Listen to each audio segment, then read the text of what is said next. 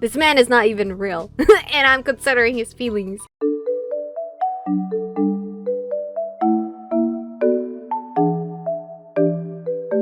Hello Aromas, this is Aromie here. Welcome back to Our Life Beginnings and Always. We're now heading into a late shift. Oh, hello.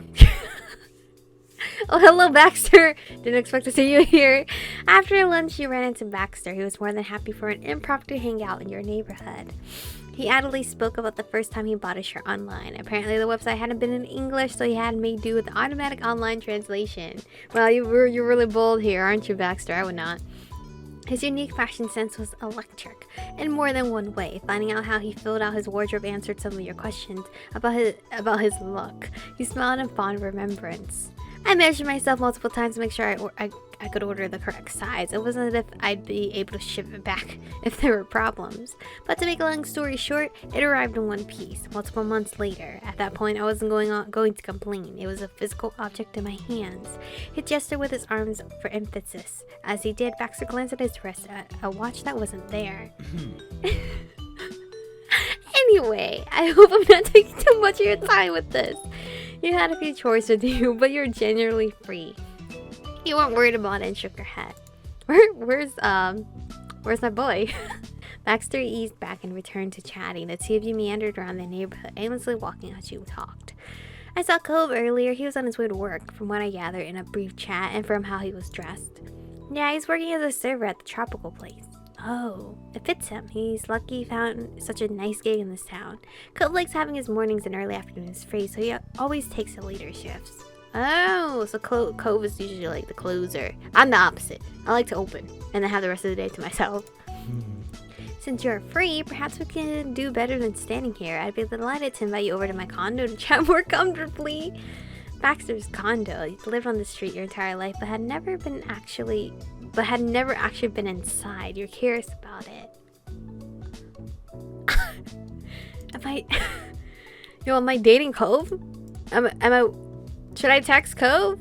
Is Cove that boyfriend that, like, wants to know where you're at all times, or what? I'll go, I can't. I thought you never asked, into acceptance. You shook your head. The idea, that sounds lovely. I mean, I am curious. But with Cove, take it the wrong way. But I don't know if we're actually dating still. Because, like, his dad said we were friends, but then the way Cove was reacting, it seems like we were together. Unless we hadn't told him yet. I don't think we've told him yet. Because I think I dated Cove at the end of step 3. So right now, I'm a single Pringle. Alright, I'll go. Right now, I'm a single Pringle. But I will need to leave before this evening. I have plans to visit Cove at his work, too. Of course, I wouldn't presume to keep you. Okay, no fishy business.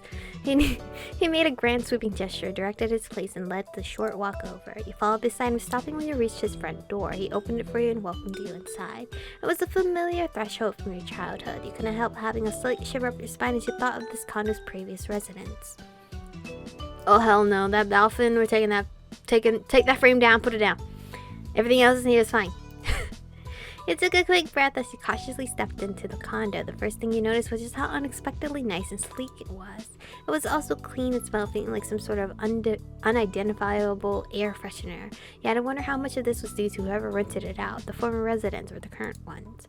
Regardless of the pleasant presentation, you were on edge. You couldn't help but stay on guard as if mean not grandparents might jump out to yell at you at any moment. Baxter noticed something of your discomfort and raised an eyebrow. Is everything alright? I've never seen the inside of this condo. Really? Oh. You seem genuinely surprised. What do you mean? Why are you surprised? I have my own house. Why would I rent a condo in the same neighborhood?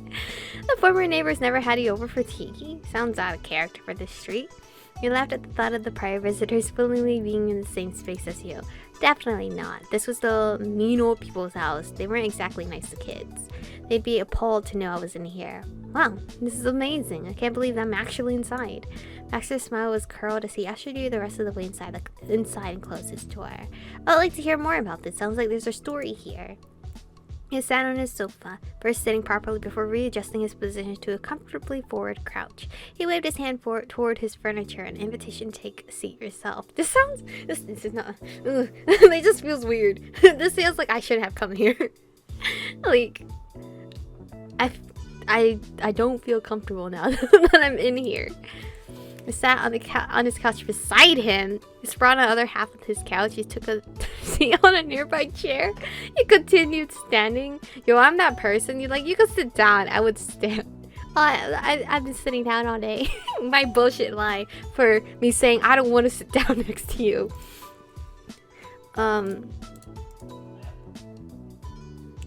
We're not gonna sprawl out. We're not just gonna be relaxing, alright? I'm not gonna stand either. Take a seat on a nearby chair? I don't want to... It doesn't matter. It doesn't matter, right? It doesn't matter. We're not dating Cove yet. He's not going to be mad. But at the same time.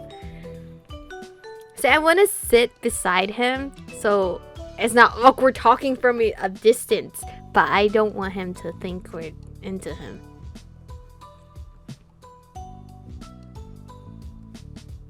I don't want to offend him though. This man is not even real. And I'm considering his feelings.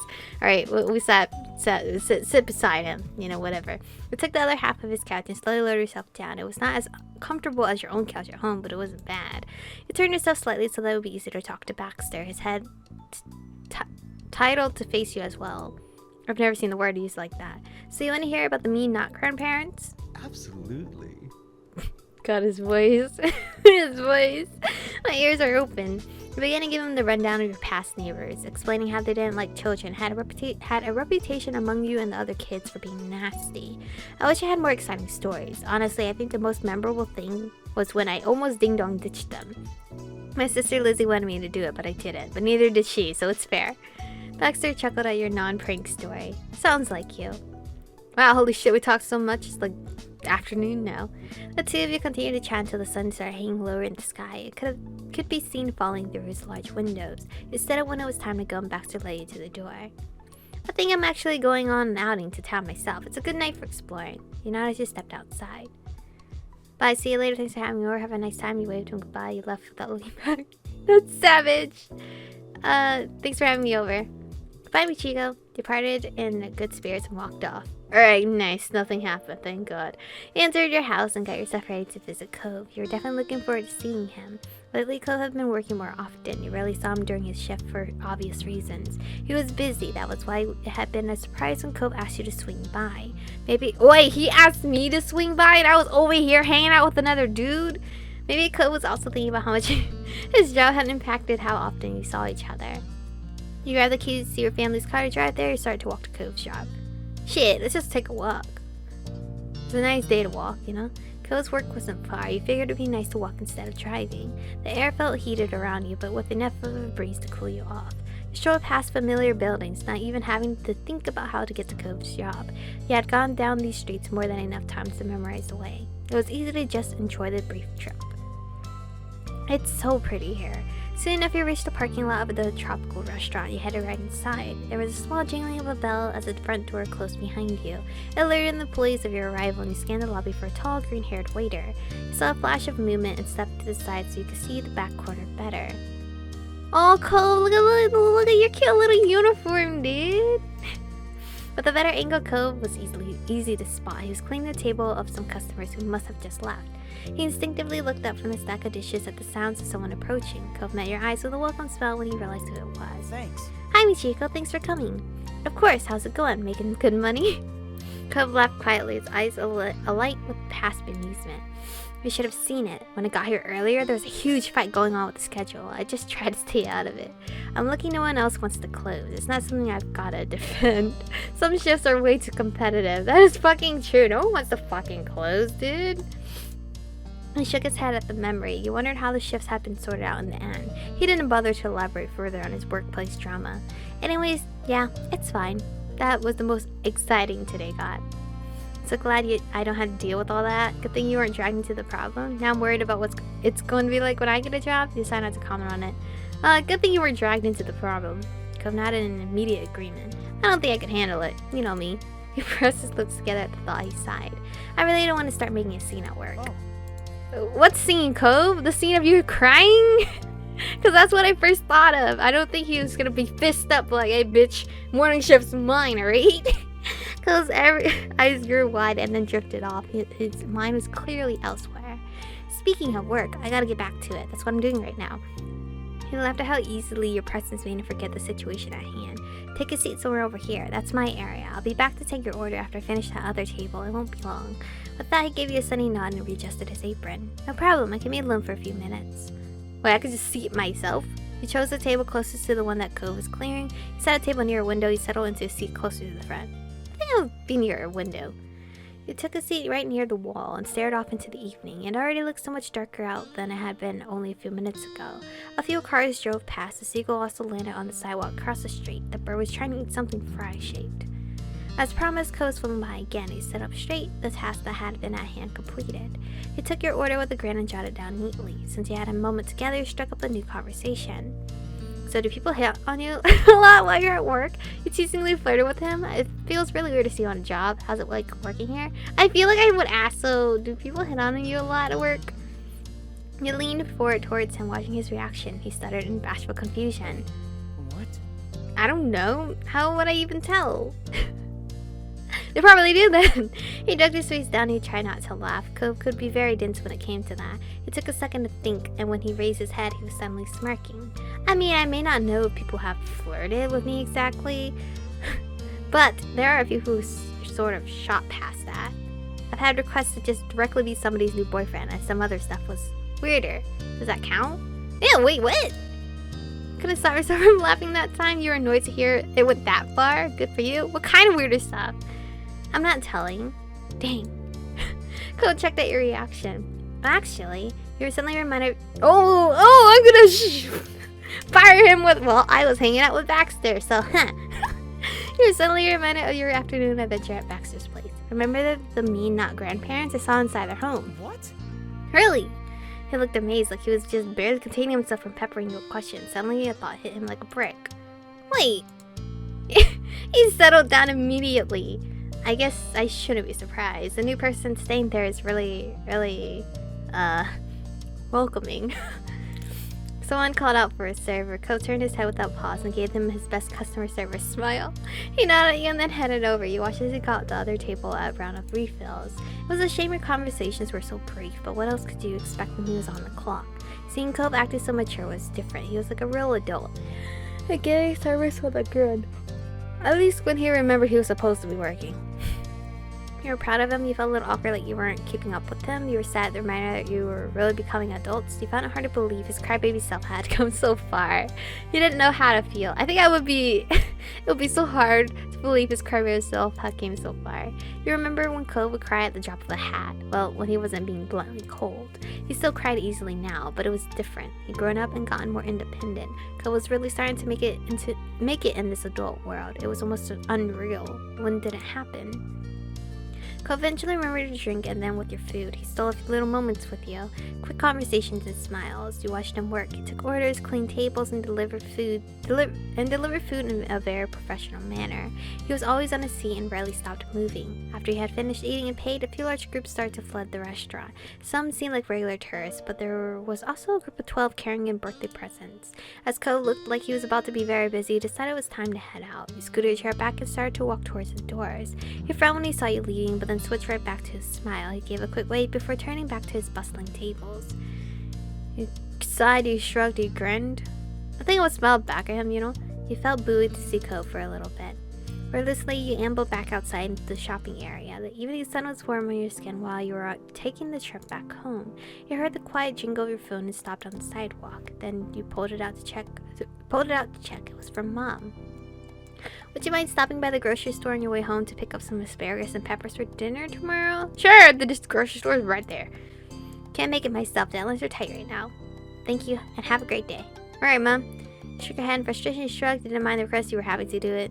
I think I would shrug with you. Okay. A trip to the grocery store wasn't anywhere on your mental to-do list today, but there was no use getting upset about a minor detour. You sent back, can do. You weren't expecting her to text back anytime soon, though you did already get a thanks for it. Your phone remained grasped in your hand as you grew lost in your thoughts. Everyone was busy working nowadays. The only other person who wasn't was Liz, and you had no idea how long before that changed. You were glad that you hadn't had to get a job yet. It was frustrating how you hadn't found a job that fit yet. You were terrified that one day it'd be up to you to support yourself. You were curious about what working full-time would be like. It was exciting imagining bullshit. You're going to make it without working a typical job. I think, terrified. The inevitability, whatever, sat on your chest like a crushing weight. You weren't sure how to even overcome it. The rest of your life was waiting ahead of you. You knew that. You imagined you'd likely end up trying out several jobs. But before any of that could happen, you needed to take that first step. You sighed. It always felt too big, though. You wondered if it was like that for everyone. You were still inside of your head when another message came through. Looking at your phone, you saw that it was Cove this time. Can we hang out again? After I close at work this time. I could come to your house or something. He texted back, no. Why? Yeah. You didn't reply. No, yeah, what the hell? A fun smile tugged at the corner of your mouth when the next message arrived immediately. Awesome, thanks. I like how he texts, like, you know, appropriately, capitalization, periods, and everything, and I'm just like, lowercase everything. Actually, I'll meet you at work when you're done. I had to stay out running an errand anyways. Cool, I'll be here, obviously. See you later. Okay, now, oh, smiley face. Now I'm texting regularly. If I put your phone away, you realize then that you may not have enough to get to the store and back before Cove was off. You need to return to the tropical place first. But what was done was done. To fill a little gap of space in between your new plans, you decide to sneak Cove more text while he was working, browse other places close by. See, he's still working. I'm gonna browse. Your feet took you down to where several of the touristy shops were located. It had been a while since you last poked your nose around what they were selling. Hey, Cove. You look sad. You alright? As you approached the restaurant building, you noticed a figure out front. It was Cove. His silhouette was instantly recognizable to you, even in the dim light of the parking lot. You could see he was smiling eagerly as you got closer. He had been waiting for this. You saw him smile return. You waved, ran. Oh, hug! I will never reject a hug option, unless there's a kiss option, obviously, but I'm running to hug him.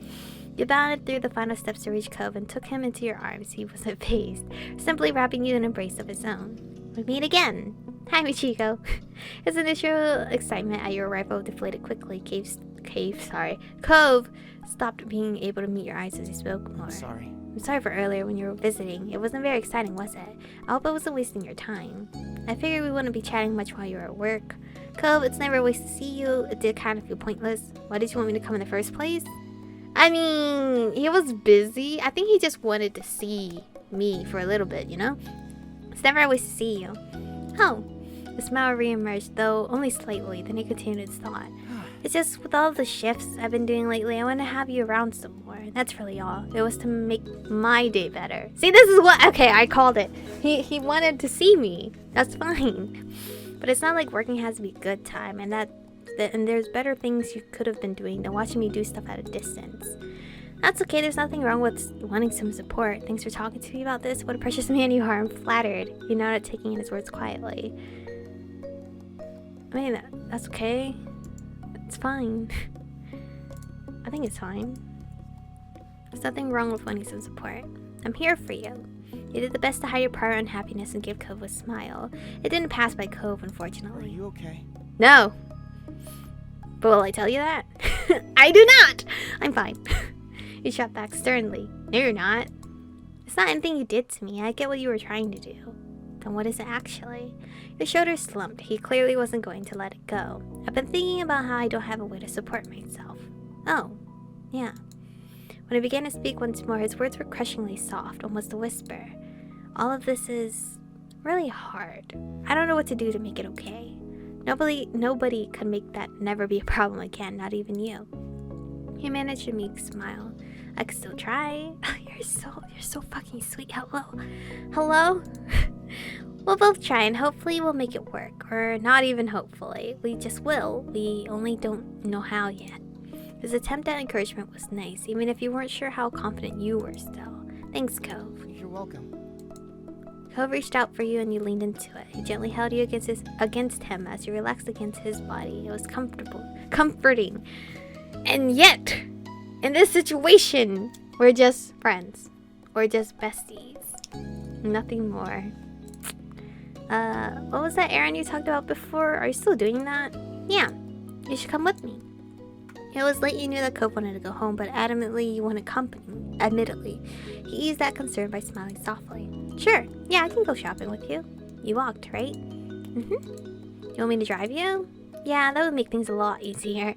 No problem. Yeah, good thing I didn't bring a car, or else we would have less time with each other, even more, by driving in our own cars. It's nice of you to do this. Not really. I like spending time with you. Thanks. I like that too. Cute. Moments later, Cove had his things together and were both ready to swing by the store. Cove pulled into one of the many free parking spots at the neighborhood 24-hour grocery store. Car doors were popped open and you got out at the same time.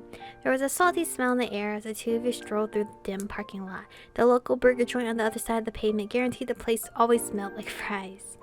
Oh! Look at all these popcorns and chips! What did Mom want again? She wanted asparagus and peppers. Your eyes squinted at the change of lighting. When you made it inside the building, the automatic door shut behind you. With you truly having arrived, Cove raised his brow curiously. So? What are we here for again? Asparagus and peppers. Oh, thank God I didn't forget, as I was distracted by snacks. It's for something my moms are making tomorrow. Sounds good. This will be a short trip. Uh-huh. You idly scanned the front room for a basket. Front room? Okay. I never heard of that for a grocery store. For a basket you could use. A full cart wasn't necessary. You felt responsible having your parents rely on you. You were already looking forward to tomorrow's dinner. It was overwhelming how much you had to take care of. What the fuck? It's only 2 items! You couldn't stand the thought of making it longer. That was all there was to it. You were already looking forward to tomorrow's dinner. You make sure the ingredients you selected were divine. You spotted the basket and caught a glimpse of Cove's full appearance while looking down to pick one up. It is kind of weird to see you dressed in a uniform in a different store. Cove snickered while settling up beside you. It's like I'm wearing a costume after Halloween is over, but I just never hope no one thinks I work here. The uniform is totally different, but you never know. Basket in hand, you ambled towards the vegetable section. It was set near the back, but visible right from the entrance. Cove matched your pace, keeping at your side. The asparagus was simple enough to select. You simply picked up a bundle that looked fresh. All that was left was the peppers. There was a wrinkle in that plan. What color did they want? Shouldn't say. Then what are we gonna do? The color definitely matters. No, it doesn't matter. We'll have to get one of every color. I'll text Mom real quick. She left it out. That means I get to make the call. I don't know. What do you think? I would usually text her. You're not satisfied with your solution. I wouldn't fucking guess on it. What if, like, I bought the wrong one and Mom's gonna be pissed? You try to fish out your phone while balancing the basket. Cove held out a hand to take it. You accepted the help. With both hands free, you were able to type out a brief message to ask about pepper colors. Then you stared, waiting at the screen. Cove hovered nearby to peek over your shoulder. The replying icon appeared and you felt Cove lean in even closer. Just the regular green ones is what she sent back. Alright, that's easy. And he was right. You picked up the requested green peppers, tossing a few into the basket. Produce acquired, all that was left was to go through the line. But as you approached the cash registers, Cove stopped in his tracks. Oh, while we're here, I want to get something too. I need fruit for breakfast tomorrow. But what should I have? He glanced back unsurely at the section you just left. Whatever it is, you better hurry, because I'm getting in line. Cove, you have plenty of time for that. Before we're leaving, I can go back to look with you. Like, what the fuck? He was so kind and patient with us. Why were we gonna be like, peace out, bro, I'm gonna get in line? No. I coaxed a small smile from Cove. His tension eased. Sorry. Thanks, Michiko, and I'm sorry. It's fine. We can take a little more time to do this. I'm not in a rush. Are you in a rush? That's literally what Tyler asks all the time. Because I always feel rushed everywhere I go. Like, I need to hurry and do stuff. But literally, I had nothing to worry about. Cole gratefully led you back to the fruit stand. He let his eyes wander across all the options, seriously considering his decision. Not bothering to rush, you walk up and down the produce aisle for the second time that trip. Finally, something caught his attention. Transparent cases containing fresh blueberries. Cove grinned. That's it. It'll be perfect for tomorrow. Great. Despite the suddenness of how it happened, you're generally glad Cove was able to get something nicer for himself during the visit to the store. It made the trip even more worthwhile. Cove carried his food himself, and the two of you went back to get a spot in line. After that, you completed separate orders for what you were getting. The produce was packed away into paper bags. There was one for you and one for Cove. You both had what you needed in hand. The errand was finished. You walked across the length of the store to reach the doors closest to where you had parked. You and Cove stepped back into the night. Cove lightly swung his bag back and forth at his grip as he peered squinting into the dark parking lot. He smiled slightly, a gentle expression on his lips. Thanks for inviting me to the grocery store. You don't have to thank me for that. Thanks for keeping me company. Thank my mom for sending me out to do this. You're welcome. You quietly smiled back. I think I would say thanks for keeping me company. You're welcome. We should do this again. After a moment walking further into the parking lot, he sighed mildly. As nice as Cove was about this, he had to be tired after working a full shift. It's been a long day. Yeah. A very brief exchange really summed it up. Cove shook his head to himself, but amusement replaced his worn-down expression. When did a busy day go from having way too many ways we wanted to play or having some extra homework to having to spend all day at a job then running errands after? When we became grown-ups. I don't know, but it sucks. Hey, this is still better than high school. You didn't have an answer. When we became grown-ups. This is a true adult experience. Working, buying food, and then squeezing in human interaction while you're doing other productive stuff. Yeah, it sounds pretty much adult-like, you know? You just gotta balance everything. Well, I guess kid me did always think older people spent their lives at their jobs. I was right all along. He laughed and he had to agree. Because, I mean, most people have, like, shifts at work for 8 hours. You have to get a minimum of 8 hours of sleep. That's 16 hours already. Out of the 24 hours you're given a day. And that's not even, like, maybe an hour getting ready for work. Because I fucking wake up an hour before work. Cove's eyes narrowed as his mouth opened slightly. He was having a thought. I think? Your mom needed stuff for tomorrow's dinner, not tonight, right? Uh-huh. And nothing's frozen, so you don't need to get it home urgently or anything. Would you want to go across the parking lot to that fast food place? We could get something. Oh, but Cove, aren't you tired? You know it's still open. Doesn't matter how late it is. It might be nice. You perked up at the suggestion. It sounded like fun. You started speed walking towards it. Cove had to jog after you until he caught up. He chuckled and then raised his bag. Groceries. Maybe we should deal with these first? Oh, great. Let's drop the groceries off, then we can go. He's so cute. You agreed and Cove strode over to the cars, buoyed at the thought of something to look forward to. He placed his bag in the back of his car and then let you store yours inside as well. With the groceries taken care of, it was a short walk to the burger joint. There were 3 cars lined up in the drive-thru, which wasn't too bad. Oh, it's cute here. You had to go all the way around the building to get into the front entrance, but soon you were under another set of bright fluorescent lights. Luckily, there was no line inside the building, so you stepped right up to the counter. You glanced over the menu. You remembered eating here before with Cove, back when Kyra had taken you both years ago. The menu looked pretty much the same from what you could remember. It was missing the mozzarella sticks, but most of the other items were familiar. Oh, Tyler would be so upset. He loves mozzarella sticks. Hello, what would you like to order? Yes, hello, I would like one of everything on your dessert menu. What? I gave him a, are you serious look? Hey, you stole my order. Got idea? You got... I mean, I just did this face, so... He brushed a hand against the back of his head, and his polite smile for an employee bent. Mom rubbed off on me. He was reminiscing on that visit, too. After the cashier made sure Cove was being serious, it was your time to order. You got... Can I just get a fucking meal? French fries for sure. Oh, and chicken nuggets. Shit, oops, I didn't mean to save. Chicken nuggets. And a soda. And a chocolate chip cookie, and that's all. Cove gave you a little thumbs up. He wasn't the only one indulging. The fuck? I just made a meal. I don't know why there wasn't a meal option. You wrapped up the ordering process, paid and got the number 264, then claimed a table.